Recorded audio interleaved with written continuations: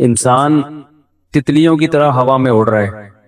پہلے زمانے میں اس کا تصور بھی نہیں تھا. اللہ تعالیٰ نے، اللہ کو معلوم تھا نا آبادی بڑھ جائے گی، تو آبادی بڑھنے سے مسائل بڑھنے کے بجائے کم ہونا شروع ہو گئے. یہ بھی اللہ کی قدرت کی ایک دلیل ہے. اللہ بتاتے ہیں کہ تمہاری کیلکولیشن غلط ہو جاتی ہے، مجھ پہ اعتماد کرو، مجھ پہ توکل کرو، میں نے پیدا کیا ہے تو میں غافل نہیں ہوں. کافر یہ سمجھتا ہے کہ اللہ پیدا کر کے بھول رہا ہے، اس کو پتہ ہی نہیں ہو کیا رہا ہے. اللہ اپنی قدرت کے کرشمے دکھاتا ہے کہ میں پیدا کر کے غافل نہیں ہوں. زمین میں نے کتنی اسپیس رکھی، کتنی خوراک رکھی، سب مجھے پتا ہے. اس حساب سے بندے مارکیٹ میں آتے رہیں گے، تمہیں اس میں ٹانگ اڑانے کی ضرورت نہیں ہے. اب دیکھو 1000 سال پہلے کا کوئی سائنٹسٹ ہوتا جو بڑا عقل مند ہوتا، وہ کیلکولیشن کرتا 1000 سال کے بعد آبادی اتنی بڑھ جائے گی تو بڑے مسائل کھڑے ہوں گے اور لوگوں کا بیڑا غرق ہونا شروع ہو جائے گا. لیکن دنیا میں آبادی بڑھنے سے مسائل زیادہ ہونے کے بجائے مسائل کیا ہو گئے؟ کم ہو گئے. ایجادات ہوتی رہی. اب کتنا بڑا مسئلہ تھا پشاور سے کراچی پہنچنا، پرانے زمانے میں بہت بڑا مسئلہ تھا یا نہیں تھا؟ گدے گھوڑوں پہ آتے، پیدل آتے. آبادی بڑھ گئی، ایجادات بھی اسی حساب سے بڑھ گئی. وہ بہت بڑا مسئلہ بہت چھوٹا سا مسئلہ رہ گیا. کیا خیال ہے؟ ٹنگ اڑ کے بندہ پہنچ جاتا ہے. تو بتانے کا مقصد ہے اللہ پہ اعتماد اور اللہ پہ توکل. ہر چیز کیلکولیشن سے نہیں ہوتی. کیلکولیٹر لے کے بیٹھے رہتے ہیں، اتنی آمدن، اتنے خرچے، اتنے بچے، اتنے بیگم، اتنے فلانا، اتنا ڈمکانا، اور ڈپریشن میں جاتے رہتے ہیں بیٹھ گئے. تو اس لیے دنیا میں سکون اسی کو ملے گا جو اللہ کو یاد رکھے گا. یہ بھی قرآن جو ہم نے پڑھا ہے نا، اسی کا حاصل ہے. الا بذکر اللہ تطمئن القلوب. قرآن کہتا ہے اللہ کو یاد کرنے سے دلوں کو سکون ملتا ہے.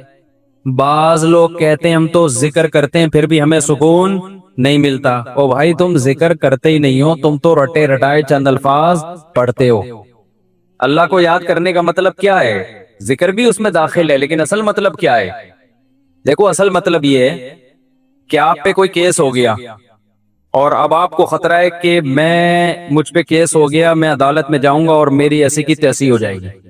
جب آپ کو عدالت کے کٹہرے میں لے کے جا رہے ہوں، آپ خوشی میں ہوگے ٹینشن میں ہوگے؟ ٹینشن میں. جج جب کچھ لکھ رہا ہوگا آپ کی ٹینشن بڑھ رہی ہوگی. لیکن جج کا فون آ گیا اور اس نے آپ کو پہلے بتا دیا میں تیرا چاچا ہوں، کرسی پہ بیٹھا ہوا ہوں، بے فکر رہ، تجھے کچھ ہونے والا نہیں ہے، ٹینشن نہیں لینا. یا میں تیرا ابا ہوں، فرض کر لو ابا آپ کے بیٹھے ہوئے ہیں عدالت کی کرسی پہ، پھر آپ ٹینشن فری. پاکستان کی بات کر رہا ہوں، ہر جگہ کی بات نہیں کر رہا. اور پاکستان میں بھی سارے جج ایک جیسے نہیں ہیں. ان ججوں کی بات کر رہا ہوں جو میرا بیان نہیں سنتے. بہت نالائق ہے نا، نہیں سن رہے بیان، پھر ان کو ہم جو مرضی بولے ان کو. اور جو اس وقت میری اسپیچ یہ والا کلپ سن رہے ہیں تو وہ اس کی ہم بات ہی نہیں کر رہے، وہ تو سن رہے ہیں. تو جج صاحب بیٹھے ہوئے ہیں، وہ آپ کے کیا نکلے؟ آپ کو پہلے پتہ ہے میرے ابا ہیں. اب آپ ٹینشن فری. اب لوگ آپ سے کہیں گے کہ یار آپ کے اس اطمینان کی وجہ کیا ہے؟ آپ پہ اتنا بڑا کیس ہے اور اتنی خطرناک سزا ہو سکتی ہے آپ کو، لیکن آپ کو تو ذرا بھی ٹینشن نہیں ہے. آپ کہو گے مجھے اپنے ابا کو یاد کرنے سے سکون ملتا ہے. بذکری ابا یطمئن قلبی، یوں کہو گے آپ. بذکری ابی، عربی میں کہیں گے بذکری ابی، اردو میں ابا ہی کہہ دو اس کو. بذکری ابا یطمئن قلبی، مجھے اپنے ابا کو یاد کرنے سے کیا ملتا ہے؟ سکون. اب پتہ چلا الا بذکر اللہ تطمئن القلوب. خبردار، اللہ کو یاد کرنے سے سکون ملتا ہے. اس مثال سے یہ آیت کا مطلب سمجھ میں آ گیا کہ نہیں آ گیا؟ جو اللہ کو یاد رکھتے ہیں کہ ٹینشن میں آپ کی کیلکولیشن غلط ثابت ہو سکتی ہے. آپ کہہ رہے ہو میری کم آمدن، یہ مسائل، یہ مسائل، یہ مسائل، تو بھائی اللہ ہے نا، وہ بیٹھا ہوا ہے. لوگ کہہ رہے ہوتے ہیں نا بھائی آپ آئیے، ہم بیٹھے ہوئے ہیں، کوئی ٹینشن لینے کی ضرورت نہیں ہے. سر مجھے گیٹ پہ روک لیں گے. او بھائی میں وہاں بیٹھا ہوا ہوں، یار روکے گا میرا ہی بندہ روکے گا نا. لوگ صبح شام اپنے تعلقات اس طرح استعمال کر رہے ہوتے ہیں، اور یار میں بیٹھا ہوا ہوں، کوئی مسئلہ نہیں ہے. تو تو یہ بات بھی اللہ کے بارے میں جب تک دماغ شریف میں کھوپڑی شریف میں نہیں بیٹھے گی کہ اللہ بھی عرش پہ بیٹھا ہوا ہے، وہ سارا نظام دیکھ رہا ہے، وہ غافل تھوڑی ہے اپنے بندوں سے بھائی۔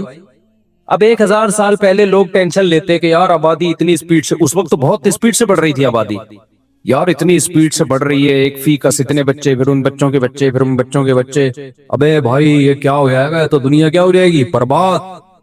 تو ان کو کیا پتا تھا کہ بھائی اللہ کیا ہے، بیٹھا ہوا ہے، اس نے انسان کے تابع ہر چیز کو بنا دیا، پوری کائنات، اس لیے انسان کو یہ رائٹ دے دیا کہ وہ ہر چیز کو اپنے کنٹرول میں لے سکتا ہے، لیکن وہ انسانوں کو اپنے کنٹرول میں نہیں لے سکتا۔ مینیجر کو کنٹرول میں لے سکتا ہے، وزیر اعظم کو کنٹرول میں لے سکتا ہے، نہیں لے سکتا، وہ اپنے ماتحتوں کو لے سکتا ہے۔ تو انسان کے جو ماتحت ہیں وہ جانور ہیں، ان کی نسل کو کنٹرول کر سکتا ہے انسان۔ کتے کراچی میں بہت زیادہ ہو گئے ہیں، کچھ دن پہلے 6 کتوں نے ایک انکل پہ حملہ کیا ہے فجر کی نماز کے بعد، زخمی کر دیا ان کو۔ ہم چیخ کے تھک گئے، گورنمنٹ نوٹس لے، ان کتوں کی نسل کو کم کیا جائے، نہیں کر رہے، لیکن ہر تھوڑی دیر میں آپ بورڈ دو بچے دو ہی اچھے۔ انسانوں کی نسل کو کیا کیا جا رہا ہے، کنٹرول، جبکہ انسان کا انسان پہ اللہ نے کنٹرول نہیں رکھا کہ یہ میرا کام ہے، یہ تمہیں اس میں ٹینشن لینے کی ضرورت نہیں ہے، یہ میرا کام ہے، تم تھوڑی خدا بن کے کائنات پہ حکومت کرنا ہے، تمہیں جن چیزوں کو میں نے مسخر کر دیا تمہارے لیے، مسخر کا مطلب تمہارے کام میں لگا دیا، تم اپنے حساب کتاب سے ان کی نسل گھٹا بھی سکتے ہو، بڑھا بھی سکتے ہو۔ بہت سے جانوروں کی نسلیں انسان نے گھٹائی ہیں اور بہت سو کی بڑھا دی، دونوں ٹھیک ہے، کسی مفتی نے نہیں کبھی کہا ہوگا کہ جی ناجائز ہے۔ ہمارے نبی نے بھی کتوں کو مارنے کا حکم دیا، جب مدینہ میں کتوں کی تعداد بہت زیادہ ہو گئی تھی تو آپ نے حکم دیا کتوں کو قتل کرو، تو صحابہ نے اتنے کتے مار دیے کہ جو مسافر اپنے ساتھ حفاظتی کتا لے کے آتا اس کو بھی قتل کر دیتے۔ تو نبی نے فرمایا ما لکم وللکلاب، صحیح مسلم کی حدیث، تمہیں کیا ہو گیا، کتوں کے پیچھے پڑ گئے ہو بھائی، یہ بھی اللہ کی ایک مخلوق ہے۔ مطلب یہ تھا کہ نبی نے کہا کہ میرا مطلب یہ نہیں تھا کہ نسل ختم کر دو، مطلب کیا تھا، بھائی کتے زیادہ ہو گئے، تعداد تھوڑی ان کی کم کر دو۔ جنگل میں تو اللہ نے خود ہی ایک سسٹم رکھا ہوا ہے نسلوں کی کنٹرول کرنے کا، شہروں میں انسان نہیں کنٹرول کرنا ہے نا، جنگل میں جانوروں کی نسل کنٹرولنگ سسٹم پہلے سے اللہ نے بنایا ہوا ہے۔ ماہرین یہ کہتے ہیں کہ اگر جنگل میں ہرن کو کھانے والے درندے شیر چیتے نہ ہونا تو اتنے ہرن 12 سینگے پیدا ہو جائیں کہ جنگل کی گرینری ختم کر دیں۔ وہ سمجھ رہے ہو کہ نہیں سمجھ رہے، ساری جنگل کی گرینری کی ایسی کی تیسی، وہاں اللہ نے نظام بنایا، شیر بھی پیدا کیا، وہ کھا لیتا ہے ہفتے میں ایک آدھ، تو نسل کیا رہتی ہے، کنٹرول میں۔ خرگوش اتنی سپیڈ سے بڑھتے ہیں کہ جنگلوں میں اگر خرگوش کو کھانے والے کتے اور بھیڑیے اور شیر نہ ہوتے تو خرگوش ہی خرگوش ہوتے پوری دنیا میں، اتنی سپیڈ سے ان کی نسل بڑھتی ہے، اور وہ سارے کھیتوں کی ایسی کی تیسی کر دیتے۔ آسٹریلیا میں خرگوشوں کا تجربہ ہو چکا ہے، ایک آسٹریلین آیا یہاں سے خرگوش لے گیا کہ یار آسٹریلیا میں خرگوش نہیں ہے، خرگوش بھی ہونے چاہیے۔ وہ خرگوش اتنے پہلے وہ ان کی فصلیں چٹ کر جاتے تھے، حکومت مارتے مارتے تھک گئی، نہیں مر رہے تھے، پھر بڑھ جاتے، دل آخر کوئی ایسی میڈیسن، ایسی دوائیں ایجاد کی گئی ہیں کہ ایک جوڑا بھی زندہ نہیں چھوڑو، پوری نسل ختم کی انہوں نے۔ پھر تحقیق کی ان کے ماہرین نے کہ پوری دنیا میں خرگوش ہیں، ہمارے ہاں کیا مسئلہ ہے بھائی، اتنی بڑھ گئی نسل کے کھیت چٹ کر جاتے ہیں سارے یہ۔ تو پتا چلا کہ دنیا میں جہاں بھی خرگوش پایا جاتا ہے اللہ نے وہاں اس کو کھانے کے لیے درندے بھی اس جنگل میں اسی حساب سے پیدا کیے۔ ہم نے خرگوش تو لا کے چھوڑ دیے، اس کو کھانے والے درندے نہیں چھوڑے ہم نے، یہ خدا کا بنایا ہوا نظام ہے۔ مچھلیوں کو دیکھ لو آپ، یہ میں بتا رہا ہوں آپ کو، توکل، اللہ پہ اعتماد اور توکل سمجھا رہا ہوں آپ کو، مجھے خرگوش اور گدھے گھوڑے کی مثال سے کیا سمجھانا ہے بھائی، لیکن مقصد بتانے کا یہ ہے کہ جس نے کائنات کو بنایا وہ غافل نہیں ہے، اور ہم لبرل ہو گئے ہیں، ایسے لبرل ہو گئے ہیں کہ بس بالکل اس سے غافل ہو گئے کہ خدا تو ہے ہی نہیں ہے، سب کچھ ہم نے ہی کرنا ہے۔ سمجھتے ہو کہ نہیں سمجھتے ہو؟ اب آپ دیکھ لو مچھلیوں میں جن جانوروں کی نسل بہت اسپیڈ سے بڑھتی ہے، ان جانوروں میں اللہ نے ماں کی ممتا رکھی نہیں ہے، کہ وہ پیدا اتنے ہو رہے ہیں، اگر اماں ان کو پالے گی وہ تو سارے بچ جائیں گے۔ اب مچھلی ایک ٹائم پہ ہزاروں انڈے دیتی ہے، ہم لوگ گن پوائنٹ پہ بھی فارم مرغی سے اتنے انڈے اب تک نہیں نکلوا پائے جتنی مچھلی انڈے دیتی ہے۔ ہزاروں انڈے دے گی. کیا کرتی ہے؟ انڈے دیتے ہی پہلے اپنے انڈے خود کھائے گی, پھر جب اس سے بچے نکلتے ہیں نا اپنے بچے کھانا شروع کر دیتی ہے, کیونکہ وہ ہزاروں اگر بچ گئے وہ تو نسل اتنی پھیلے گی سمندر میں پاؤں رکھنے کی جگہ نہیں ہوگی بھائی. ان مچھلیوں کو خوراک کہاں سے ملے گی؟ خدا نے ایسا نظام بنایا بھائی, اتنی سپیڈ ہے تو اب ماں کی ممتا ختم. میں نے ایکویریم میں مچھلیاں پالی ہیں, وہ گولڈن فش تھی نا, ایک دن اس نے اتنے بچے دیے, اتنے بچے سب کھا گئی. تو چند ایک بچے ہم بچا سکے, اتنی سپیڈ سے کھانا شروع کرتی ہے نا, تبھی ان کو فوراً بچوں سے الگ کرنا پڑتا ہے, فوراً بچوں سے کیا کر دو, الگ. تو یہ اللہ کا بنایا ہوا نظام ہے. اور جن جانوروں کی نسل بہت سپیڈ سے نہیں بڑھتی, ان کے دل میں اللہ نے بچے پالنے کا جذبہ زیادہ رکھا ہے کہ تھوڑے ہوں لیکن وہ پل جائیں. تو یہ سب کنٹرول کس کی طرف سے ہے؟ اللہ کی طرف سے. اور پھر اللہ نے انسان کے بھی تابع بنا دیا, کہا کہ تم بھی کنٹرول کر سکتے ہو, دخل اندازی کر سکتے ہو, نسل کو کم بھی کر سکتے ہو اور بڑھا بھی. تم سمجھتے ہو کہ بھئی جتنے انڈے مرغیاں دے رہی ہیں وہ ہماری ضرورت کے لیے کافی نہیں ہے, تو ہم خود سے بھی مرغیوں سے انڈے نکلوائیں گے. تو ہم نے کیا کیا, کراس بریڈنگ کر کر کے اور مختلف قسم کے انجیکشن لگا لگا کے مرغی روز پابندی کے ساتھ انڈا دے رہی ہے, ریٹائرمنٹ تک انڈا دیتی رہتی ہے. اور ان کی نسلیں اور زیادہ بڑھا دی ہم نے. نہ بھی بڑھاتے نا تو بھی دیسی مرغی اتنی تھی کہ وہ ہماری ضرورت کے لیے کافی ہو جاتی. یہ خوب اچھی طرح بات سمجھ لو. یہ جو بہت سے لوگ کہتے ہیں نا کہ فارمی مرغی نہ ہوتی تو اب دیسی مرغی تو انسانی آبادی کی ضرورت پوری نہیں کر سکتی, بالکل غلط بات ہے. یہ بالکل ایسے ہے جیسے کراچی میں ہم جب بھی چاہیں جہاں سے چاہیں ہمیں سمندری مچھلی وافر مقدار میں مل جاتی ہے, لیکن یہ کہہ کے مچھلی کی فارمنگ کو فروغ دیا گیا کیونکہ تاجروں کے لیے وہ آسان ہے, اس میں تیزی سے تاجروں کا فائدہ سمندر میں کم ہے, مچھلی کی فارمنگ میں زیادہ. اب تاجروں کا فائدہ چونکہ اس میں زیادہ تھا, اب لوگ آہستہ آہستہ آ رہے ہیں فارمی مچھلی کی طرف. نتیجہ کیا نکلے گا, مارکیٹ میں فارمی مچھلی اتنی زیادہ پھیل جائے گی کہ لوگ پھر کل یہ بات کرنا شروع کر دیں گے کہ سمندر کی مچھلی انسان کی خوراک کے لیے کافی نہیں تھی, تو یہ فارمی مچھلی نے آگے کمی پوری کی ہے. حالانکہ ایسا بالکل بھی نہیں ہے.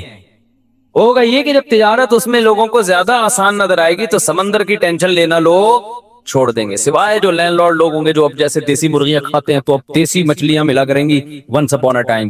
اس لیے میں آپ سے کہہ رہا ہوں کہ دیسی پر رہو, فارمی پر مت آؤ, تاکہ وہ جو بزنس سمندر کا چل رہا ہے نا, یا جو جا کے دریا سے شکار کر کے پکڑتے ہیں, وہ بزنس ترقی کرتا رہے. اس لیے فارمی سے نکالو اپنے آپ کو.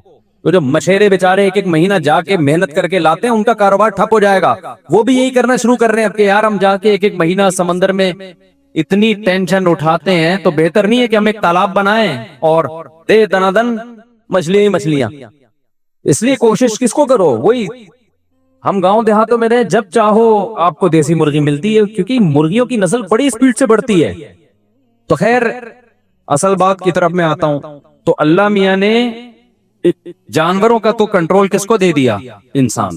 انسان تو مقصود کائنات ہے, وہ ایک دوسرے کو اپنے کنٹرول میں نہیں لے سکتا. وہ صرف اتنا کر سکتا ہے کہ آپ کا کوئی بزنس ہے تو آپ نے کسی کو ملازم رکھ لیا تنخواہ پہ, تو اس حد تک آپ اس کو اپنا ماتحت بنا سکتے ہیں اس ایگریمنٹ کے تحت کہ بھئی آپ نے ایگریمنٹ کیا اتنے بجے آفس آئیں گے, اتنے بجے آفس سے آپ گھر جائیں گے, اس کی میں آپ کو تنخواہ دوں گا, تو تنخواہ دے رہا ہوں تو معاہدے کے آپ پابند ہیں. اس حد تک تو انسان انسانوں کا پابند اور تابع ہے, ورنہ حقیقت میں انسان کسی کا غلام نہیں ہے. اس پر حکومت کا حق کس کو ہے, خدا کو ہے. لہذا انسان کو یا کسی گورنمنٹ کو قطعاً اجازت نہیں ہے کہ وہ کسی جوڑے کو یہ کہے کہ آپ کے 2 بچے ہونے چاہیے, تیسرا نہیں ہونا چاہیے, چوتھا نہیں ہونا چاہیے. یہ اتنی بڑی غلامی ہے نا انسانوں کی کو غلامی میں لانا, کہ ایک مرد کی ایک عورت کی چاہت ہے کہ میری نسل بڑھے اور مجھے بڑھاپے میں سہارا ملے, اس میں گورنمنٹ سے آپ پرمیشن لے رہے ہیں کہ وہ آپ کو بتائے گی. یہ تو گورنمنٹ کی غلامی, بدترین غلامی ہے انسانیت کی. اور یہ میں آپ کو بار بار ایک بات کہتا ہوں کہ دنیا میں جتنے لبرل لوگ ہیں نا, یہ لبرل حکومتیں ہیں, یہ سیکولر حکومتیں ہیں, ان کے خدا کا واسطہ لیبل پہ مت جاؤ. یہ انسانوں کو غلام بنانے کی تحریکیں ہیں. لیبل ہے انسانوں کو آزاد کرنا, لیبل ہے. حقیقت میں یہ آزاد نہیں کر رہے, یہ انسانوں کو کیا بنا رہے ہیں, غلام بنا رہے ہیں. نہیں یہی بات سمجھ میں؟ یہ واحد ہے اسلام جو آپ کو انسانوں کی غلامی سے کس کی طرف لے کر آتا ہے؟ خدا کی غلامی کی طرف. اور کمال کی بات یہ کہ وہ بھی حقیقی معنی میں غلامی نہیں ہے، بلکہ اللہ کیا کہتا ہے؟ فطرت اللہ التی فطر الناس علیہا، میں جو احکام تمہیں دے رہا ہوں وہ تمہاری نیچر کا حصہ ہے، یعنی تمہیں نیچرل لائف پہ لے کر آ رہا ہوں. تو یہ غلامی کہاں ہوئی؟ ابے یہ تو آزادی ہو گئی نا. اسلام لیبل غلامی کا لگا رہا ہے، لیکن اس غلامی کے نام پہ دے آزادی رہا ہے. اور سیکولر طبقہ لیبل آزادی کا لگا رہا ہے، بنا غلام رائے. چائنا والے سارے غلام ہیں جن کو 2 کے بعد تیسرا بچہ پیدا کرنے کی اجازت نہیں ہے. یہ غلام ہے نا ریاست کے. کتنا بڑا حق مار لیا بھائی گورنمنٹ نے ان کا. سب گورنمنٹ کے آگے جھکے ہوئے. سمجھ میں آ رہی ہے بات کہ نہیں آ رہی ہے؟ سارے پابند ہیں.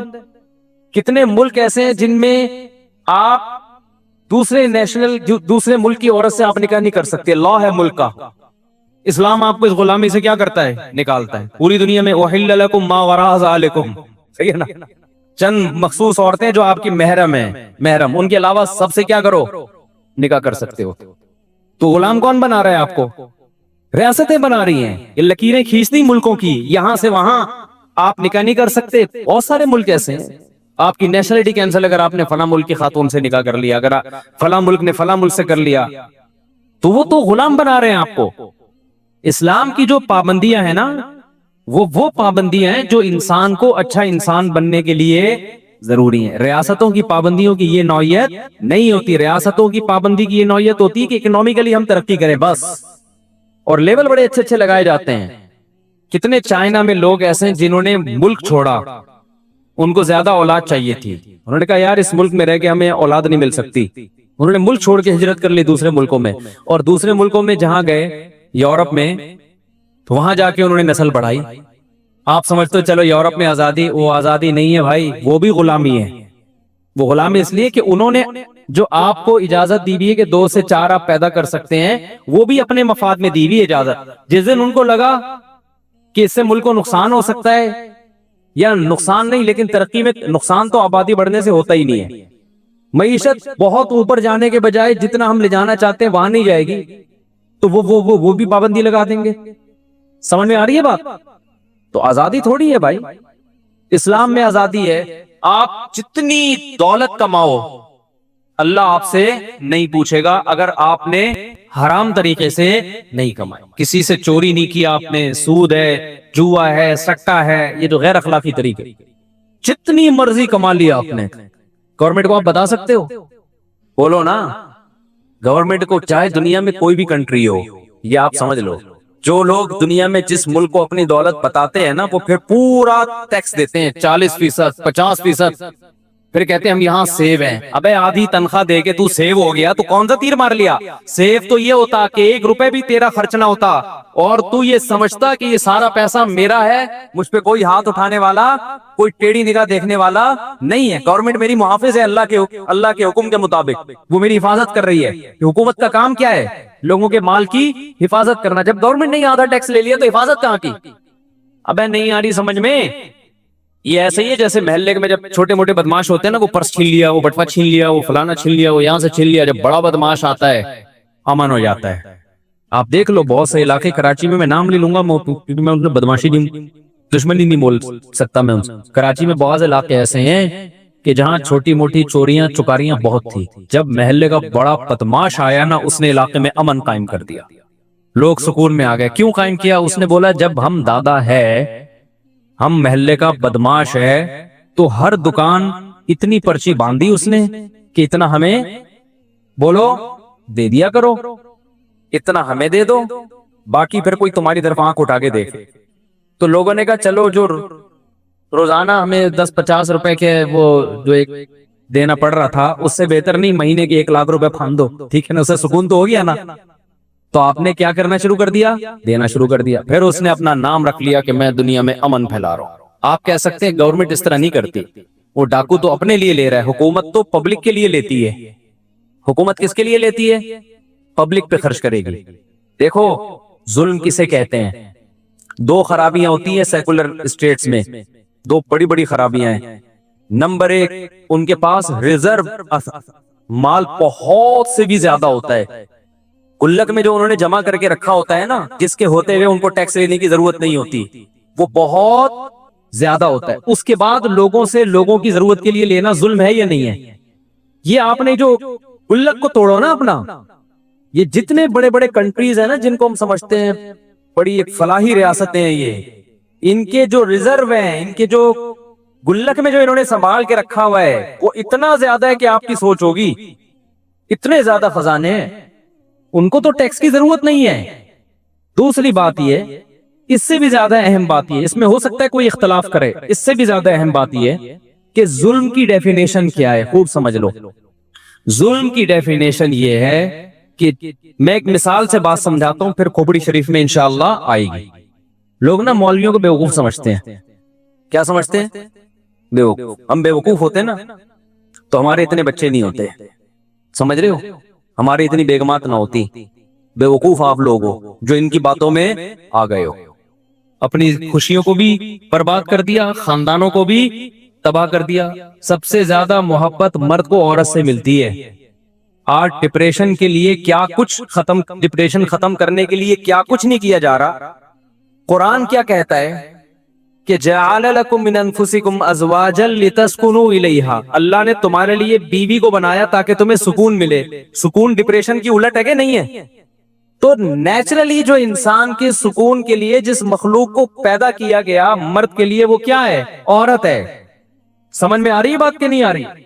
तो जो उसी से दूर भाग रहा हो या गैर कानूनी तरीके से हासिल कर रहा हो, जिससे डिप्रेशन बढ़ती है।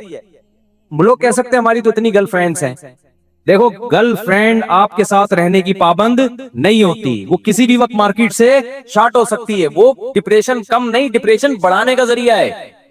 जबकि बीवी को छोड़ने का इख्तियार अल्लाह ने मर्द को दिया है, औरत अपनी मर्जी से जा नहीं सकती है। तो ये जो एहसास है ना मर्द को कि ये मेरी है, जब तक मैं तलाक़ें नहीं दूंगा, खुला के पेपर पे साइन नहीं करूंगा, ये कहीं जा नहीं सकती, इसका जाना इलीगल होगा। ये चीज मर्द के लिए सुकून का जरिया बनती है। अब ये पता है कि मेरी है ये, वरना आपको जब पता ही ना हो कि उसको वसीम अच्छा लग रहा है, कभी गफ्फार अच्छा लग रहा है, गर्लफ्रेंड में तो यही है ना। तो ये तो खुदकुशियां कर रहे हैं, जाके गर्लफ्रेंड बॉयफ्रेंड वाले देख लो जाके आप।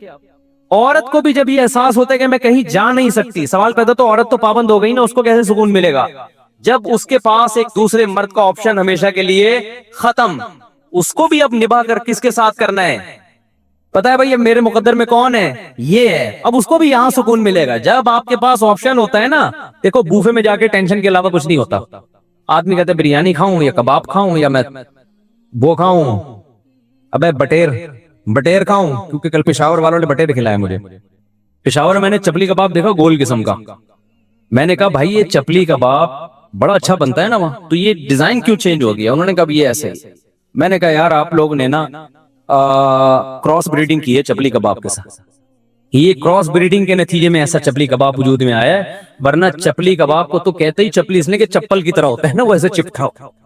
फार्मी मुर्गियों की नस्लें चेंज हो गई, हर चीज की चेंज हो गई, कबाब की भी नस्ल भी। इसको मैंने कहा शामी कबाब के साथ क्रॉस ब्रीडिंग हुई है इसकी, या कोफ्ते के साथ लग रहा था मुझे, क्योंकि ना पूरा चिपटा था ना कोफ्ते की तरह गोल था, बीच की गोई। तो ये कोफ्ते के साथ क्रॉस ब्रीडिंग के नतीजे में वजूद में आया।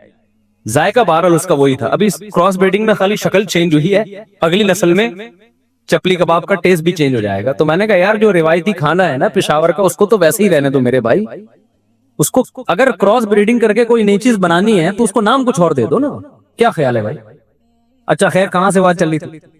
हाँ, बूफे में जाओ तो टेंशन कम नहीं होती। तभी बूफे में लोग कभी कभार जाते हैं ऐसे ही कि देखें क्या होता है या ट्राई कर लें। लेकिन हकीकत यह है कि जब भूख लग रही हो और एक किस्म का खाना आपके सामने आ जाए और वो हो आपका मरहूब हो, आपकी मर्जी का हो, तभी बेगम अपनी मर्जी की हो तो फिर सुकून देगी।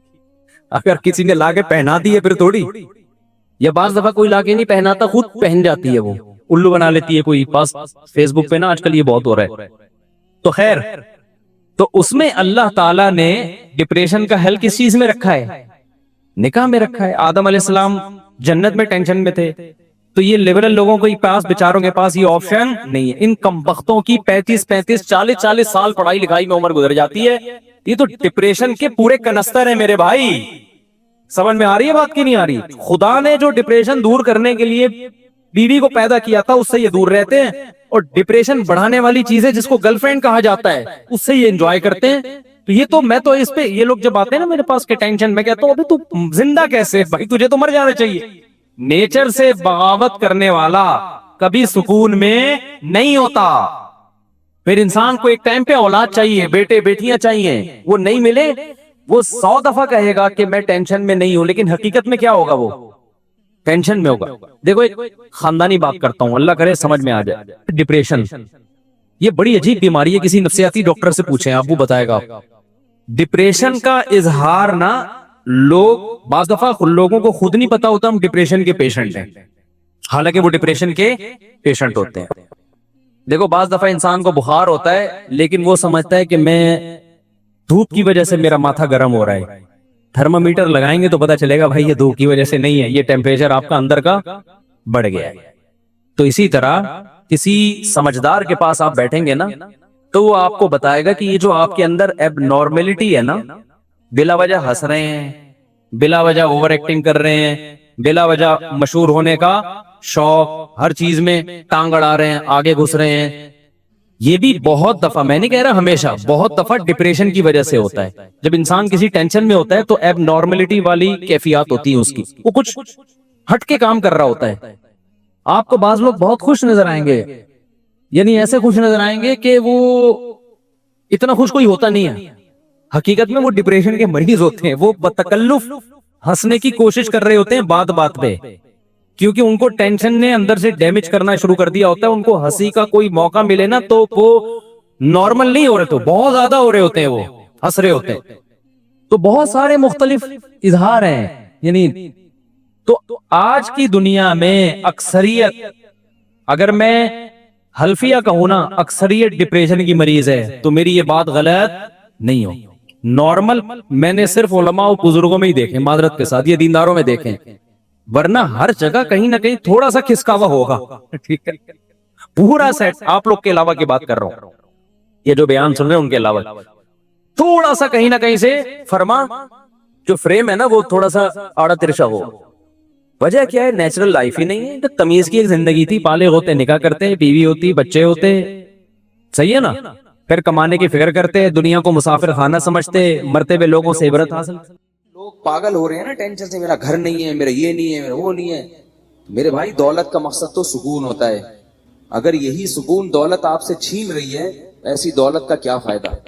सुकून सबसे बड़ी नेमत है, अल्लाह की तकदीर। ये जो नफ्सियाती डॉक्टर डिप्रेशन का इलाज करते हैं ना, खुदा की कसम इनके पास डिप्रेशन का इलाज नहीं है। डिप्रेशन का और स्ट्रेस का इलाज सिर्फ और सिर्फ कुरान के पास है, सिर्फ और सिर्फ। तभी मैंने नफ्सियाती डॉक्टर भी खुश नहीं देखे, वो भी पागल होते हैं। उनको ये होता है मरीज ही नहीं आ रहा हमारे पास, इसी में डिप्रेशन के जो है ना मरीज बन जाते हैं। यार कोई बंदा ही नहीं आ रहा, इतनी थोड़ी फीस दी है इसमें, वो अपना इलाज नहीं कर सकता, तुम्हारा कहां से करेगा।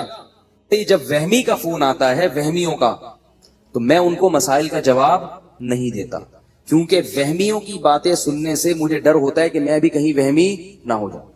हजरत वो वुजू नहीं हो रहा, हजरत वो तलाक का लफ्ज तो नहीं निकल गया मेरे दिमाग में, और मैं सोचता रहता हूं। तो मुझे ये होता है कि हम मेरे भी दिमाग में भी ये बात ना बैठ जाए। मैं कहता हूं भाई जल्दी से भाग जाए यार, यहां से बंद कर यार, किसी डॉक्टर को दिखा जाके, बीमार करो, डॉक्टरों करो ना। हम जो नॉर्मल लोग हैं, हम हंसी खुशी जिंदगी गुजारने, हमें क्यों परेशान कर रहे हो भाई।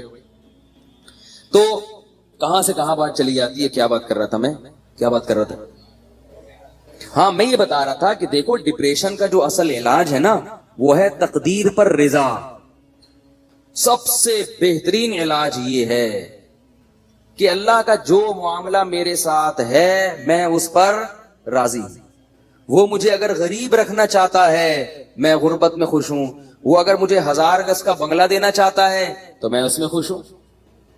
हजरत हसन रजी अल्लाह ताला अन्हु बहुत ज्यादा दौलतमंद थे, और हजरत हसन के जो नाना थे मोहम्मद सल्लल्लाहु अलैहि वसल्लम, वो बहुत ज्यादा मिस्कीन थे।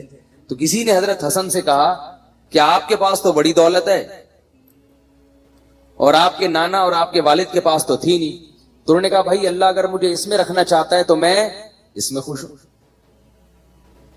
आई बस भाई जिस हाल में अल्लाह ने रखा है बस ठीक है, تو پریشان ہونے کی چندہ ضرورت نہیں ہے. اللہ آپ کو ڈیفینس میں گھر دلا رہے ہیں, وہاں رہ لو. اللہ آپ کو چاہ رہا ہے کہ آپ اورنگی ٹاؤن میں رہو تو وہاں رہ لو.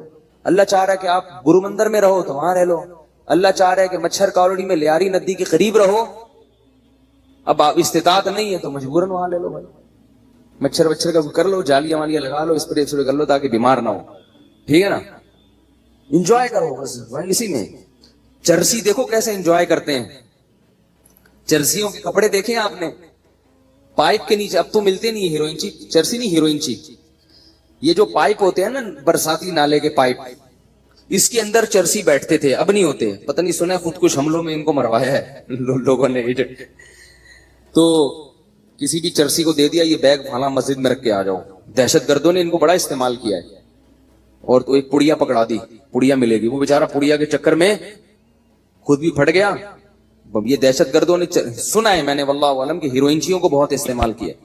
تو ہیروئنچی جو تھے ہم جب بچپن میں دیکھتے تھے, وہ برساتی نالوں کے اندر بیٹھے ہوتے تھے. برساتی نالوں کے اندر ہیروئنچی بیٹھے ہوتے تھے, اور منہ میں بھی ان کے پائپ ہوتا تھا. تو اس زمانے میں بچپن میں ایک ڈرامہ آیا تھا, میں نے توبہ کی ہوئی ہے, پرانی باتیں کبھی کبھی بتا دیتا ہوں. اس میں ایک ہیروئنچی کو گانا گاتے ہوئے دکھایا کہ وہ مست ہے ہیروئن میں, پی وی ہے اس نے, پائپ کے اندر بیٹھا ہوا ہے, اور اس کے منہ میں بھی پائپ ہے جس میں چرس ہے. تو کہہ رہا ہے میں پائپ کے منہ میں ہوں, میرے منہ میں پائپ ہے. ٹھیک ہے, اسی کو انجوائے کر رہا ہے وہ. کہہ رہے یہ نعمت کس کے پاس ہوگی کہ پائپ کے منہ میں بھی ہو اور پائپ بھی اس کے منہ میں ہو. بھائی ایک ہی وقت میں ایک چیز منہ میں ہو سکتی ہے نا, یا تو آپ اس کے منہ میں یا وہ آپ کے منہ میں. لیکن کہہ رہے ہمارے ساتھ اللہ کی قدرت عجیب ہے, میں پائپ کے اندر بیٹھا ہوں اور پائپ میرے اندر گھسا ہوا ہے. تو ایک ہیروئنچی سے کسی نے پوچھا, وہ بھی مست ایسے پڑا ہوا ہے نا خوش, تو اس ہیروئنچی سے کسی نے پوچھا کہ ہم نے سنا ہے کہ تم لوگ اتنے خوش ہوتے ہو پی کے کہ تم سمجھتے ہو کہ ہم چاند پہ پہنچ گئے ہیں. تو ہیروئنچی کہتا ہے تو ابھی کہاں بیٹھا ہوا ہوں میں. تو ہمارے حضرت فرمایا کرتے تھے جیسے یہ لوگ نشے میں دیوانے ہو جاتے ہیں اور سارے غم بھلا دیتے ہیں, تو مسلمان کو چاہیے کہ وہ اللہ کی محبت میں اسی طرح دیوانہ ہو جائے اور سارے غموں کو بھلا دے. بولے بھائی میرا مقصود, میرا مطلوب, میرا محبوب, میرا معبود صرف اللہ کی ذات ہے. مجھے جنت مطلوب ہے, یہاں مجھے 1000 گز کا بنگلہ نہ ملا, جھونپڑی میں گزارا کر لوں گا. جنت کے محلات مجھے ہر قیمت پہ چاہیے. یہاں مجھے کالی کروٹی مل گئی. ایک بندہ آیا, میں میری بیوی بہت ہی بدصورت ہے, میں کیا کروں, پھنس گیا ہوں میں نے کہا صبر کرو, تم کون سا اتنے حسین ہو. ہمارے جو ہے نا ایک جامعہ میں ایک لڑکا تھا, اس کی شادی ہوئی تو ہمارے استاذ کے پاس آیا. اب اس کو شرم بھی آ رہی تھی کہ استاذ تھے بڑے پیر و مرشد. تو وہ استاذ ہمیں واقعہ سنا رہے تھے, کہہ رہے میرے پاس آیا اور بڑا شرما رہا ہے, بڑا میں حضرت میں بڑا پریشان ہوں, میں یہ وہ بہت مشکل نا. مجھے بتاؤ کیا بات. اس نے کہا میری شادی ہوئی ہے, میں نے بغیر دیکھے کی, اور مجھے بیوی پسند نہیں آ رہی, شکل بالکل بھی اچھی نہیں ہے. تو کہتے ہیں میں نے اس سے کہا کہ کبھی اپنی شکل دیکھی ہے آئینے میں. ٹھیک ہے نا.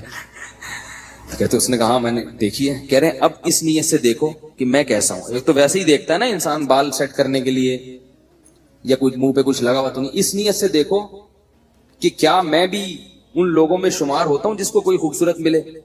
اس نیت سے اب جا کے دیکھو, اپنے نئے نقش نا, پورے ناک کا سائز وائز سب چیزیں چیک کرنا, جا کے کلر ولر بھی دیکھنا اچھی طرح سے. تو وہ کہتے ہیں کہ وہ اس نے دیکھا اور آ کے کہا الحمدللہ میں مطمئن ہو گیا. ٹھیک ہے کہ اس ڈیزائن میں مجھے یہ بھی غنیمت ملی. تو ڈپریشن, پریشان, یہ ناشکری ناشکری ناشکری, ہر وقت کیا ہے ناشکری. اتنی ناشکری ہے, اس سے کیا ہو جاتے ہیں, ڈپریشن کے مریض بن جاتے ہیں. اگر خوش رہو گے بھائی, یہاں جیسی تیسی مل گئی, جنت میں کیا مل جائے گی. اگر صبر شکر سے زندگی گزاری تو جنت میں کیا ملے گا, حور ملے گی. جنت دنیا میں جو کچھ ملتا ہے نا ہم کو اور آپ کو, وہ اس میں ہماری محنت کا دخل نہیں ہوتا, اس میں تقدیر کا دخل زیادہ ہوتا. کیسے کیسے بدصورت لوگ ہیں, بہت خوبصورت عورتیں مل جاتی ہیں. کیسی کیسی بدصورت عورتیں ہیں, بہت خوبصورت شوہر مل جاتے ہیں. بااخلاق لوگوں کو بد اخلاق بیوی مل جاتی ہے, بد اخلاق کو بااخلاق, تو ایسے سارا سیٹ اپ چل رہا ہے. اور جنت کیا ہے, وہ تو اللہ نے نیک لوگوں کے لیے بنائی ہے, وہ تو ان کو تو اللہ نے اسپیشل حسن دیا ہے جنت کی حوروں کو. فرمایا مقصورات فی الخیام, خیموں میں بند کر دیا, تمہارے لیے بنایا گیا ان کو.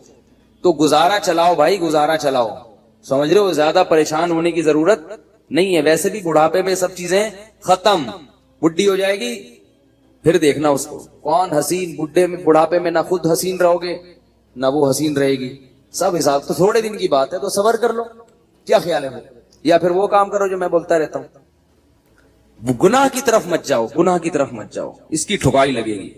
گناہ کی طرف جاؤ گے تو کیا ہوگا, حساب و کتاب دینا پڑے گا اس کو. تو اللہ تعالیٰ نے مسلمان کو ٹینشن فری بنایا ہے. مسلمان کو غم ہوتا ہے تو صرف کون سا غم, کہ یار جنت میں پہنچنا ہے میں نے, اللہ راضی ہو جائے. پھر اس حال میں اللہ اگر آپ کو پیسہ بھی دے دے, آپ کوشش کریں, ہاتھ پہ ہاتھ رکھ کے بیٹھ جانا, یہ دین ہمیں نہیں سکھاتا.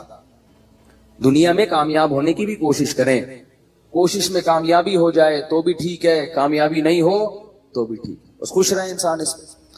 تو اب یہ گھروں کا میں اس لیے کہتا ہوں کہ نبی صلی اللہ علیہ وسلم نے فرمایا بدترین چیز جس پہ انسان کا پیسہ خرچ ہو وہ تعمیر ہے. صحیح حدیث ہے بالکل.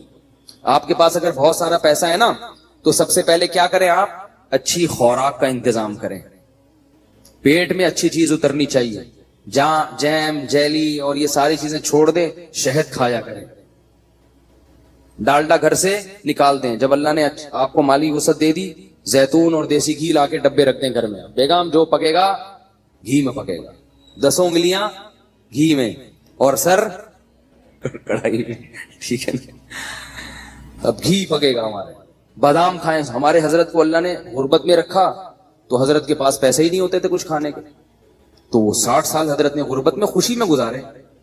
اتنی غربت تھی میرے شیخ و مرشد کے پاس 60 سال کی عمر تک, کہ فرماتے ہیں کہ میرے پاس انڈا خریدنے کے پیسے نہیں ہوتے تھے. اور عالم کتنے بڑے تھے, دارالعلوم کورنگی کے شیخ الحدیث تھے, سب سے بڑا مرتبہ. کتنا بڑا ادارہ ہے نا دارالعلوم کورنگی. حضرت مفتی محمد شفیع صاحب رحمہ اللہ کے نائب سمجھے جاتے تھے. اور لیکن لوگوں کو پتہ نہیں چلتا تھا آپ کی غربت کا, کیونکہ رہتے اتنے استغنا کے ساتھ تھے نا کہ لوگ ان سے قرضے مانگنے آتے تھے. یہ نہیں کہ غربت میں اپنے پھٹے پرانے کپڑے پہن کے ایسا صورت بنا لی کہ لوگ مولوی صاحب پہ ترس کھا کے پیسے دینا شروع کر دیں. نہ بڑا استغنا. اور فرماتے ہیں کہ میرا گھر بھی ذرا دور تھا کچی آبادی میں, کیونکہ پیسے تھے ہی نہیں کہ پکی آبادی میں گھر لے لیں. تو فرماتے ہیں میں پتہ کیا سوچتا تھا کہ میں چونکہ بادشاہ ہوں اور بادشاہ ذرا ہٹ کے رہتا ہے, بادشاہ تھوڑا سا, تو کہہ رہے ہیں ہمارا اسٹائل تھوڑا سا کیا ہے, ہٹ کے, خوش رہتے تھے. کہتے ہیں ایک دن کیا ہوا کہ ایک مہمان ہمارے گھر آیا, دال کھلائی ہم نے, پھر کچھ دنوں کے بعد آیا, دال پکی ہوئی تھی, پھر آیا, دال پکی ہوئی تھی. ایک دن آ کے کہتے ہیں آپ لوگ کیا دال کے علاوہ کچھ نہیں پکتا؟ وہ مہمان بھی تنگ آ گیا. تو حضرت فرماتے ہیں کہ اس کے بتانے سے میری توجہ گئی ہے کہ ہمارے ہاں بہت دنوں سے دال پک رہی ہے, اور اللہ نے ان کو اہلیہ بھی ایسی ہی دی تھی, صبر شکر والی. بڑی تعریفیں کرتے تھے اپنی زوجہ کی, وہ ابھی تک ماشاءاللہ حیات ہیں, اللہ ان کی عمر برکت. اللہ فرماتے ہیں کہ مجھے حور بھی مل جاتی تو میں اتنا خوش نہ ہوتا. اللہ نے مجھے ایسی بیوی دلا دی ہے جو ایسی صبر شکر والی ہے جو لاکھوں میں کسی ایک کو ملتی ہوگی, بلکہ کہتے تھے کسی ایک کو بھی نہیں ملی ایسی بیوی. بڑی تعریفیں کرتے تھے اپنی زوجہ کی, کیونکہ انہوں نے کبھی بھی ناشکری, وہ دیکھتی تھی بھائی میرے شوہر غریب ہیں تو جو وہ بھی تو دال ہی کھا رہے ہیں نا, تو ہم بھی دال کھا رہے ہیں, کوئی بات اسی پہ گزارا کریں گے. اور ہمارے حضرت کو وہ دعاؤں کی وجہ سے ملی تھی یہ بیوی. ہمارے حضرت کا واقعہ لکھا ہے, وہ بتاتے تھے کہ بچپن میں حضرت کا رشتہ طے کر دیا کسی خاتون سے. اب ان میں حیا بہت تھی, وہ تو پہلے زمانے میں تو نہیں ایسا ہوتا تھا کہ پہلے طے کر لو, ابا کو بتا دو, ابا کرنی ہے کرو نہیں تو میں جا رہا ہوں. یہ تو اب ہوتا ہے نا. پہلے تو وہ لڑکے جب بالغ ہوتے تھے, ایک تو بالغ ہوتے ہی ماں باپ ان کی شادی کی فکر کرتے تھے, ان میں حیا ختم ہونے سے پہلے ان کو گھر بار کا کر دیتے تھے. تو ہمارے حضرت کا جب بالغ ہوئے تو حضرت فرماتے ہیں مجھے تو شرم آتی تھی شادی کا نام لیتے ہوئے بھی. ابا نے کہیں ہماری منگنی کر دی, طے کر دیا. اب ابا کو کیسے کہیں ابا یہ پتہ نہیں, یہ ہمارے حضرت تو دیندار تھے بچپن سے, والد صاحب بھی ان کے, فرماتے ہیں مجھے بہت دیندار چاہیے تھی, صبر شکر والی. کہتے ہیں کہ میں نکل گیا کھیتوں میں جا کے چپکے سے سجدے میں گر کے میں نے اللہ سے دعا مانگی, رویا اللہ کے سامنے, اے اللہ اگر تیرے علم میں یہ میرے لیے بہتر نہیں ہے تو یہ رشتہ کسی طرح سے توڑوا دے. زبان کے چونکہ پکے تھے تو خود نہیں توڑنا, زبان دے چکے ہیں, یہی کسی طرح جان چھڑوا دے یہاں سے, اور ایسی جگہ کروا دے جو میرے لیے بہتر ہو. تو اللہ کی قدرت یہ ہوئی کہ لڑکی والوں نے خود ہی انکار کر دیا کوئی عذر بنا کے. تو پھر حضرت کی یہاں شادی ہوئی جہاں جن کو ہم پیرانی صاحبہ کہا کرتے تھے. تو حضرت بڑی تعریفیں کیا کرتے تھے, اور اتنی ان میں حیا تھی کہ وہ حضرت ان کا فرماتے تھے کہ علماء دعوتیں کرتے تھے تو اس میں لوگ اپنی اپنی اہلیہ کو لے کے جاتے تھے. مفتی محمد شفیع صاحب نے کہا کہ آپ بھی اپنی اہلیہ کو لے کر آئے. میں نے کہا ٹھیک ہے, میری اہلیہ نے کہا میں گھر کی چار دیواری سے باہر نہیں جاؤں گا. بس جائز ہے جانا, یہ نہیں کہہ رہا کہ نبی صلی اللہ علیہ وسلم بھی اپنی زوجہ کو لے کے گئے دعوت کے, لیکن ان کا مزاج ایسا تھا میں گھر میں مجھے نہیں جانا. تو فرماتے ہیں مفتی شفیع صاحب بڑے خوش ہوئے, کہتے جب ہمارے گھر میں ٹیلی فون لگا, حضرت کے گھر میں پردہ ایسا تھا, مزدور 4 مہینے کام کر کے گئے ہیں. ایک مزدور نے کہا یار یہاں کیا جنات رہتے ہیں؟ کیوں بھائی؟ کہہ رہے میں نے 3-4 مہینے اس گھر میں کام کیا, کسی عورت کی آواز میرے کان میں آج تک نہیں پڑی. وہ ذاتی طور پر یہ چیزیں آدمی ڈنڈے کے زور سے تھوڑی بیوی سے یہ سب کچھ کروا سکتا ہے, تو اپنے اندر تقویٰ ہو. اتنا ان میں تھا کہ ان کی آواز کبھی مردوں کے کان میں یہ اہلیہ کی نہیں پڑتی. تو حضرت فرماتے میں نے جب ٹیلی فون لا کے رکھا گھر میں, ضرورت تھی فون لگوایا, تو میں نے یہ کیا کہ بھائی دیکھو جس عورت میں یہ تقویٰ نہیں ہے نا تو اس کو برا مت سمجھو. جہاں شریعت نے گنجائش دی ہے وہاں گنجائش دی ہے. عورت مرد سے ضرورت کی بات بھی کر سکتی ہے, ضرورت کے وقت گھر سے باہر بھی نکل سکتی ہے, تو اوپر لیول کا ہے نا وہ, یہ تو اپنے زبردستی نہیں کر سکتے اس چیز میں. آپ عورت اگر خود اپنی مرضی سے ایسا کرنا چاہے تو ٹھیک ہے, وہ زیادہ اچھی بات ہے, لیکن آپ زبردستی نہیں کر سکتے ان چیزوں کو. تو فون میں کیا ہوا, حضرت نے فون لا کے رکھا, فرمایا کہ اب جب فون آئے آپ جب اٹھائیں تو جب اننون پرسن ہونا تو بات نہ کریں اس سے. اور پتہ کیسے چلے گا کہ اپنی بہو بیٹی کا فون ہے, تو فون پہ تھوڑا سا ہاتھ مار دیں, اگر آگے سے عورت کی آواز آئی ہے تو بات کر لیں, یا اپنے کسی بیٹے کی آواز آئی تو بات کر لیں, ورنہ بات نہ کریں. ہم اگر گھر میں کہہ دیں کہ بھائی جب فون اٹھاؤ تو بولو نہیں, تو میرا خیال ہے اگلے دن بیان نہیں ہوگا. انہوں نے پتہ نہیں کس فنڈامنٹلسٹ سے, بنیاد پرستوں سے کہاں پھنس گئے ہیں, طالبان سے شادی ہو گئی ہے. ٹھیک ہے نا, لیکن ہم بھی ایسے ہی, ہم کون سا اتنے پرہیزگار ہیں, تو اتنا ہی تقویٰ ہونا جتنا, یعنی بھائی جتنے خود ہو اتنے ہی دوسرے پہ کو مکلف بناؤ نا. حضرت تو خود بھی بڑے پرہیزگار تھے نا. تو حضرت فرماتے ہیں میں نے کہا اپنی اہلیہ سے کہ یوں کرنا, تو انہوں نے کہا میں نے فون کے قریب ہی نہیں جانا, میں نے فون اٹھانا ہی نہیں ہے, مجھے اس سے ویسے ہی کیا ہے الرجی. یہ مردوں کا کام ہے فون سننا. فون جس نے بیٹی کا فون آئے گا تو آپ سن لو, مجھے بتا دیا کرو تو میں بات کر لوں گی, ورنہ میں اس طرف نہیں جاتا. تو بڑی اللہ نے صبر شکر والی زندگی دی تھی ان کو. تو حضرت فرماتے ہیں اسی غربت کے ایام میں ایک انڈے والا آیا, ٹھیک ہے نا, انڈے بیچ رہا تھا, تو وہ ابلے ہوئے انڈے نا, تو وہ کہتے ہیں ہمارے گھر آیا, بولے مولوی صاحب کتنے انڈے لیا کرو گے آپ مجھ سے؟ بھئی آپ کے گھر کے اتنے افراد ہیں, میاں بیوی ہیں, بچے بھی ہیں, تو اس کا خیال تھا کہ 4-6 انڈے تو لے لیا کریں گے. حضرت فرماتے ہیں میں نے کہا نہیں, ہمارے یہاں پہلے سے کوئی انتظام ہے, ایسا کر دیا. حالانکہ فرماتے ہیں کہ اصل بات یہ تھی میرے پاس انڈا خریدنے کے پیسے بولو بھائی نہیں تھے, لیکن اس کے سامنے اپنی غربت نہیں بتانی, میرے پاس تو پیسے ہی نہیں ہیں. وہ کہ چلو زکات والے انڈے پھر میں آپ کو دے دیا کروں گا. بات یہ ہے کہ غربت بھی ہو مگر ایسا اس پہ استغنا, اور چہرے پہ ایسی بشاشت اور ایسا استغنا ظاہر کرنا ہے کہ ہم سے بڑا سیٹ دنیا میں کوئی ہے ہی نہیں. اور حضرت فرماتے ہیں کہ یہ صرف زبان سے نہیں کہتا تھا, دل میں بھی سمجھتا تھا, دل میں بھی سمجھتا تھا کہ اللہ نے مجھے بہت دیا ہے, صرف اوپر سے نہیں کہ لوگوں کو بیوقوف بنانے کے لیے, دل میں بھی یہی تھا بہت دیا ہے بھائی. فرماتے تھے کہ میں 2 وقت کی روٹی کھا رہا ہوں بھائی, اور کیا چاہیے, خالی روٹی بھی کافی ہے, تو اللہ نے مجھے دال بھی دی ہے. اس پہ سوچ سوچ کے خوش ہوتے تھے کہ دال بھی دی اللہ نے مجھے, واہ واہ سبحان اللہ, اتنا خوش ہوتے تھے اس پہ, دال بھی ہے. اور اپنے شیخ کی زیارت کے لیے لاہور جایا کرتے تھے, पूरे साल तनख्वाह से पैसे जमा कर करके ट्रेन का टिकट होता था, पूरे साल की तनख्वाह से काट काट के एक दफा का चक्कर लगता था, ये हालत थी। और फिर क्या हुआ है कि पौधों का बड़े मिजाज उनके, गुर्बत थी मगर मिजाज शाहाना था, ग्रीनरी का बड़ा शौक था, फूल लगाने का, पौधे लगाने का, खुशबुओं के इस्तेमाल का। तो पौधे लगाने के लिए ना उनके पास वो नहीं था, शॉवर नहीं होता वो पानी देने के लिए, उसमें पता नहीं क्या टेक्निकल चीज करके एक शॉवर बनाया था हजरत ने, था बड़ी सफाई सुथराई। तो क्या हुआ कि हजरत की अहलिया बीमार हो गई। मैं अहलिया का बताऊं कैसा तवक्कुल था। अहलिया बीमार हो गई, डॉक्टर के पास गए तो डॉक्टर ने कहा कि इनके जिस्म में विटामिन की कमी है, फल फ्रूट खाने को, फल फ्रूट तो मिलते ही नहीं थे हजरत को, गुर्बत में कहां फल खा सकते हैं। तो बताया कि इनको आप फल फ्रूट खिलाएं। क्या खिलाएं?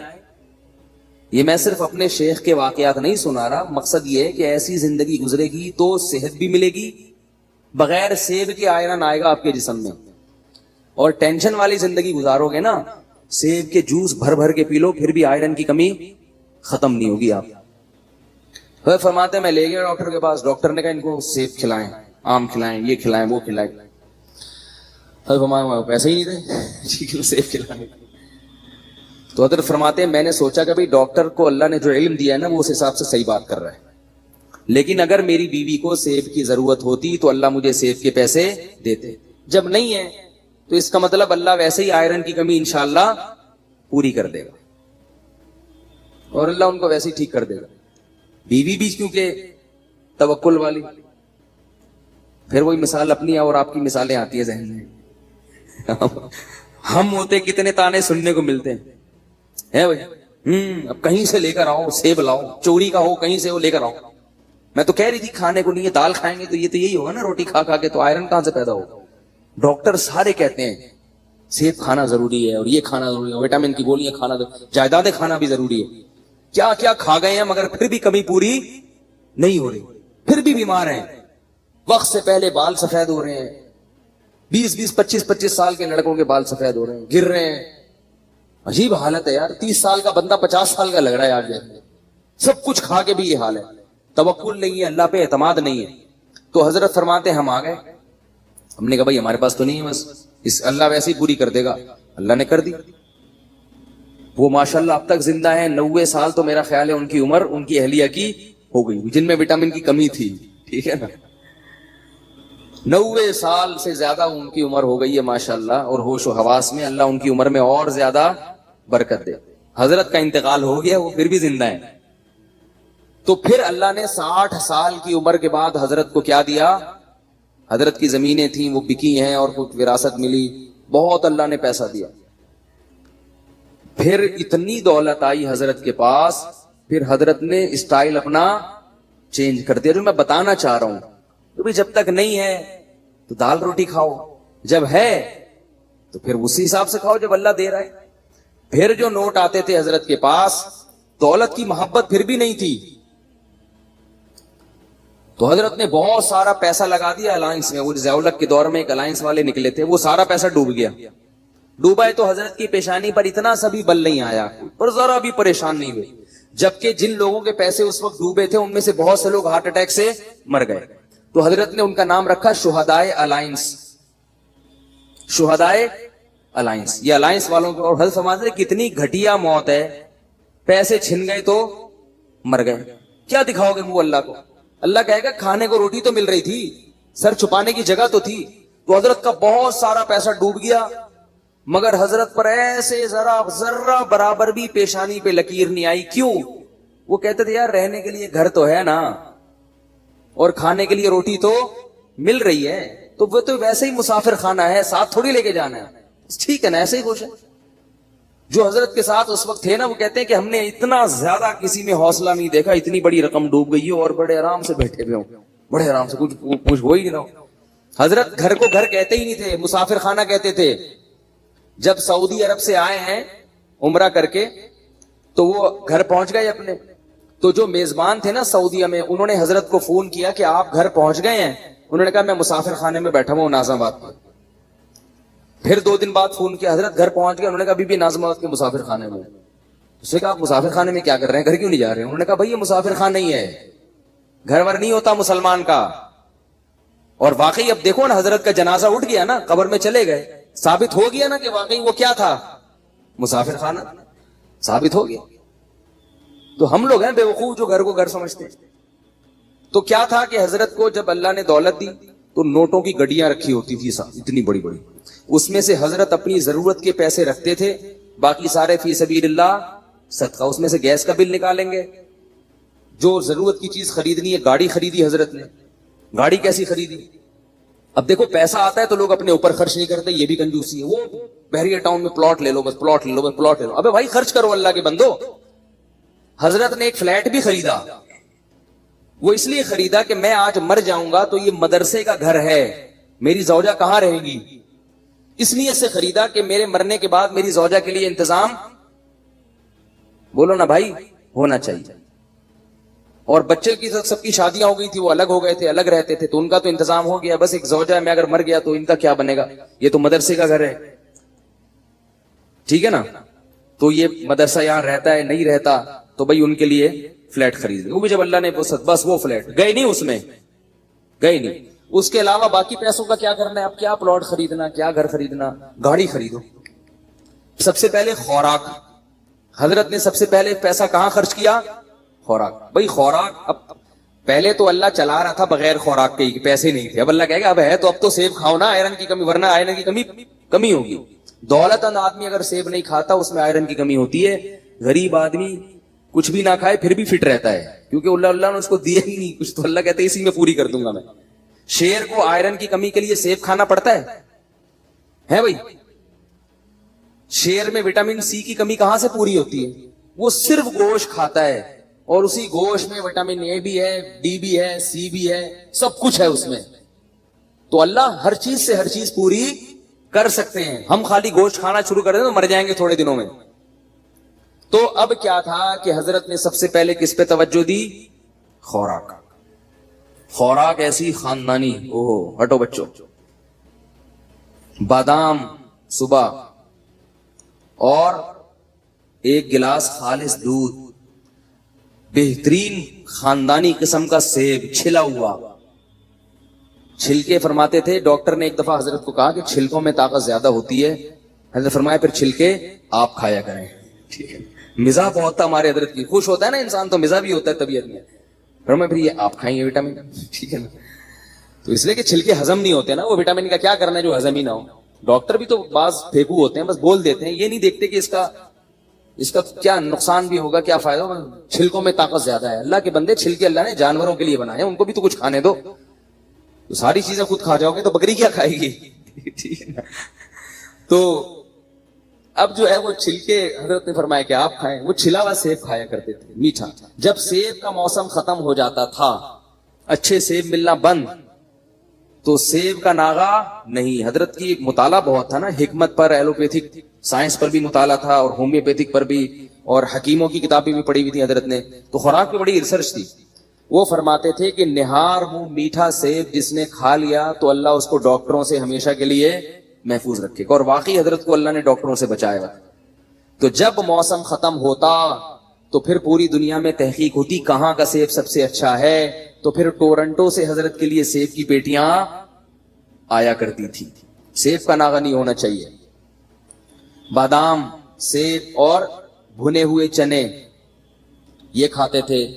اسی طرح میں جب بھی حضرت کے گھر گیا ہوں, کھانا بڑا اسٹائلش دیکھا ہے, وی آئی پی قسم, خاندانی کھانا. کھاتے بہت تھوڑا تھے مگر کھاتے بہت اچھا تھے.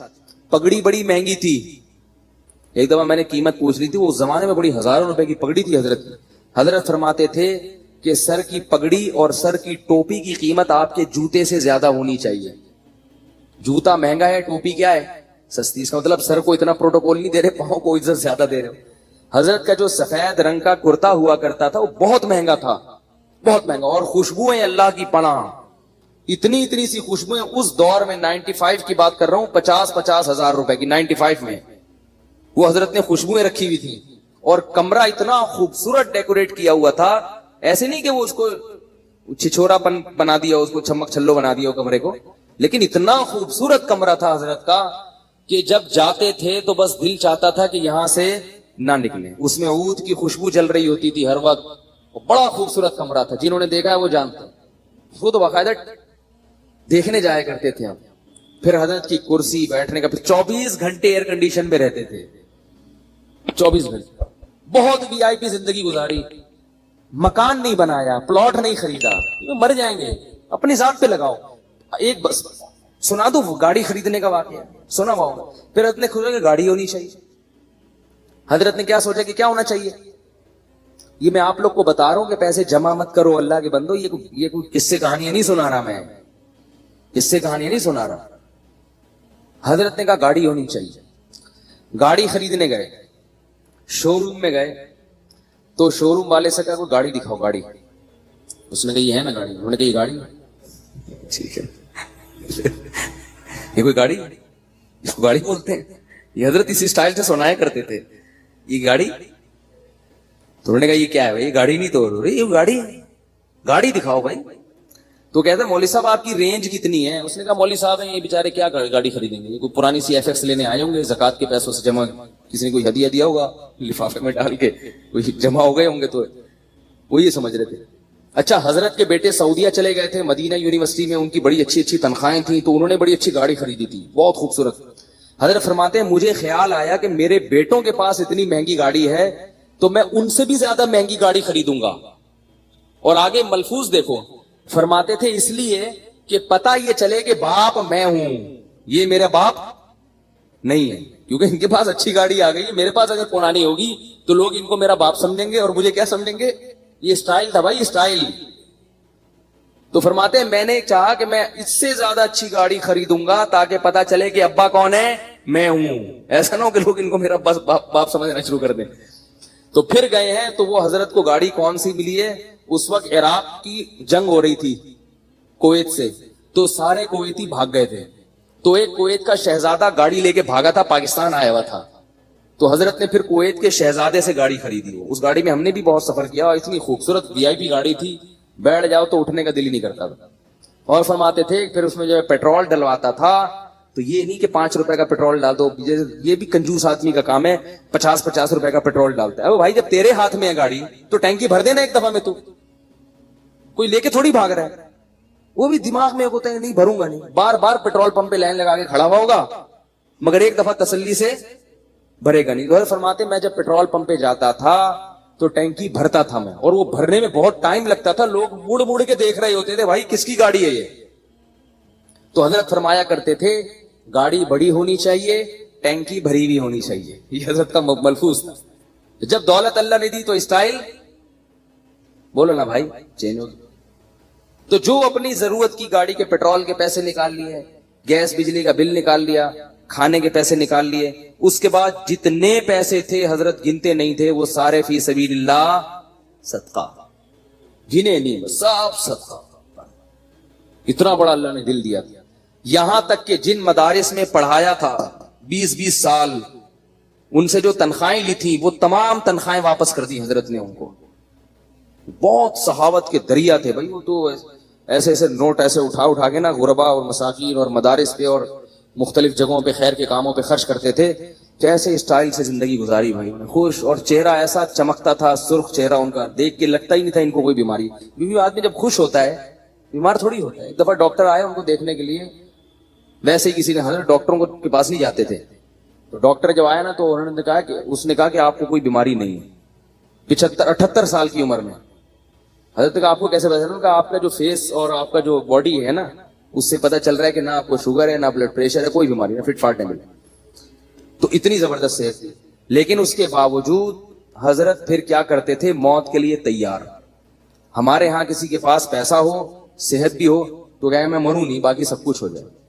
तो हजरत फरमाते थे कि जब बीमार हो गए ना आखिरी वक्त में, तो उलमा कुछ मिलने के लिए आए, उन्होंने कहा आपकी तबीयत बहुत खराब लग रही है, आपको, हम आपको देख के परेशान हो रहे हैं। तो फरमाया कि 75 साल की उम्र में आदमी नहीं मरेगा तो कब मरेगा भाई, ठीक है ना, मरने दो आराम से, खुशी खुशी दुनिया से गए हैं, अब तो मरने का टाइम है, कोई बात नहीं, अब जाने। और फरमाते थे कि मैं 63 साल की जब मेरी उम्र हुई थी तो मुझे उसके बाद से फिर जिंदा रहते हुए शर्म आने लगी थी। कहते थे मैं सोचता था कि नबी सल्लल्लाहु अलैहि वसल्लम 63 में चले गए, तू अभी तक है यहाँ पे, ठीक है ना।